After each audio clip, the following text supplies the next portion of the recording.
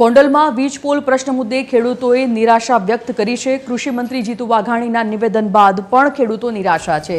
ખેડૂતોએ કહ્યું કે હવે જમીન ટૂંકી થઈ ગઈ છે। 5 વીઘા જમીનમાં 2 વીજ પોલ આવે તો તે કઈ રીતે કરે?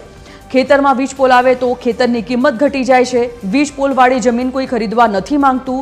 અન્ય ખેડૂતોએ આશા વ્યક્ત કરી છે કે સરકાર આ પ્રશ્નનો ઉકેલ લાવે।